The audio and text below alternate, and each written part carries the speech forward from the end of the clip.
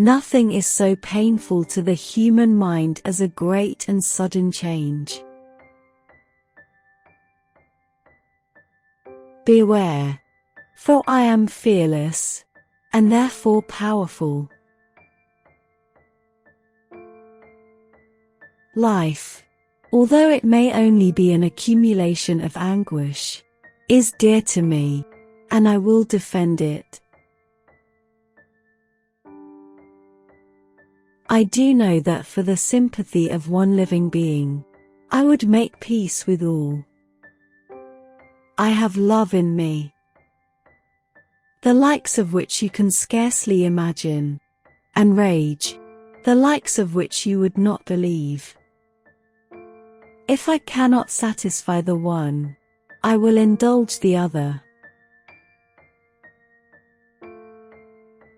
If I cannot inspire love, I will cause fear. No man chooses evil because it is evil. He only mistakes it for happiness, the good he seeks. There is something at work in my soul, which I do not understand. How dangerous is the acquirement of knowledge, and how much happier that man is who believes his native town to be the world, than he who aspires to be greater than his nature will allow. I ought to be thy Adam, but I am rather the fallen angel. The beginning is always today.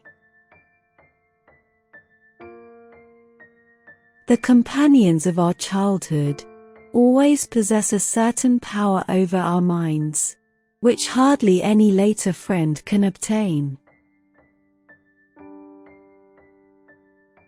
Solitude was my only consolation. Deep, dark, death-like solitude. The world to me was a secret, which I desired to discover. To her it was a vacancy, which she sought to people with imaginations of her own. Invention, it must be humbly admitted, does not consist in creating out of void but out of chaos. Nothing contributes so much to tranquilize the mind as a steady purpose. How mutable are our feelings, and how strange is that clinging love we have of life even in the excess of misery. When falsehood can look so like the truth, who can assure themselves of certain happiness?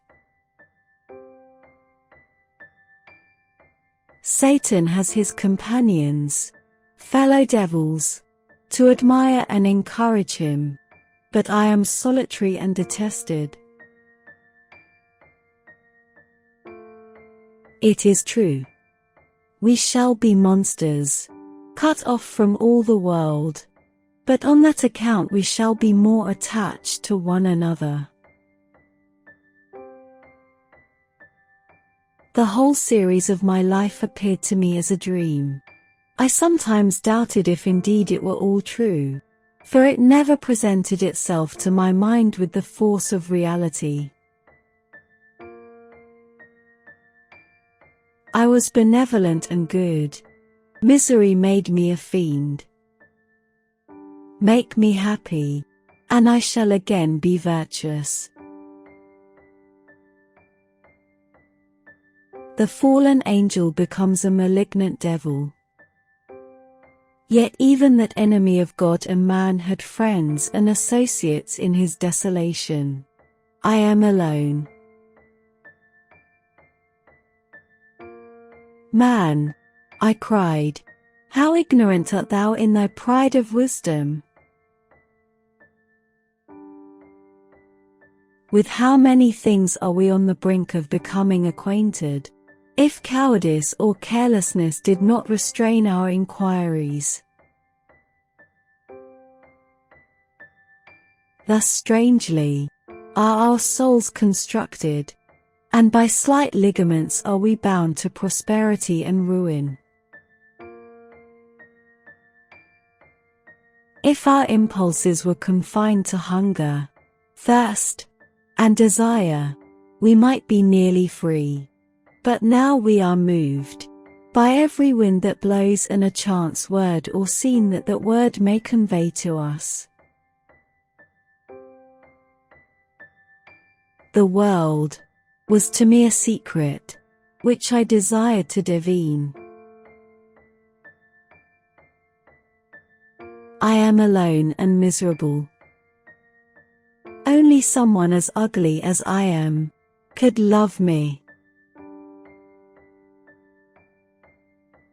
Nothing is more painful to the human mind than, after the feelings have been worked up by a quick succession of events, the dead calmness of inaction and certainty, which follows and deprives the soul, both of hope and fear. Once I falsely hoped to meet the beings who, pardoning my outward form, would love me for the excellent qualities which I was capable of unfolding. Learn from my miseries, and do not seek to increase your own. I could not understand why men who knew all about good and evil could hate and kill each other. If I see but one smile on your lips when we meet, occasioned by this or any other exertion of mine, I shall need no other happiness. My dreams were all my own. I accounted for them to nobody. They were my refuge when annoyed, my dearest pleasure when free. I am malicious because I am miserable. My education was neglected, yet I was passionately fond of reading.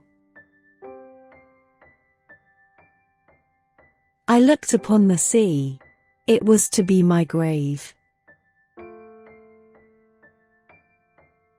Nothing contributes so much to tranquilize the mind as a steady purpose, a point on which the soul can focus its intellectual eye.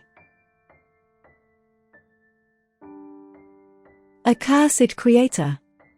Why did you form a monster so hideous, that even you turned from me in disgust? The fallen angel becomes a malignant devil.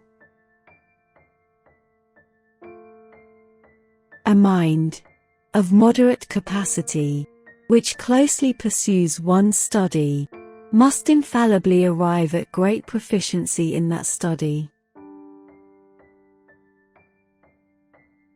Live, and be happy, and make others so. The different accidents of life are not so changeable as the feelings of human nature. Of what a strange nature is knowledge! It clings to a mind, when it has once seized on it like a lichen on a rock. I am not a person of opinions because I feel the counter-arguments too strongly. Happiness is in its highest degree the sister of goodness. My candle was nearly burnt out, when, by the glimmer of the half-extinguished light, I saw the dull yellow eye of the creature open. He was soon borne away by the waves and lost in darkness and distance. We are fashioned creatures. but half made up. What can stop the determined heart and resolved will of man? A human being in perfection ought always to preserve a calm and peaceful mind, and never to allow passion or a transitory desire to disturb his tranquility. One wandering thought pollutes the day. Seek happiness in tranquility, and avoid ambition, even if it be only the apparently innocent one of distinguishing yourself in science and discoveries. Be men, or be more than men. Be steady to your purposes and firm as a rock. This ice is not made of such stuff as your heart may be. It is mutable and cannot withstand you if you say that it shall not. You are my creator, but I am your master. Obey. I was seized by remorse and the sense of guilt, which hurried me away to a hell of intense tortures as no language can describe. My heart was fashioned to be susceptible of love and sympathy, and when wrenched by misery, to vice and hatred, it did not endure the violence of the change without torture such as you cannot even imagine. I shall commit my thoughts to paper, it is true, but that is a poor medium for the communication of feeling. I desire the company of a man who could sympathize with me, whose eyes would reply to mine,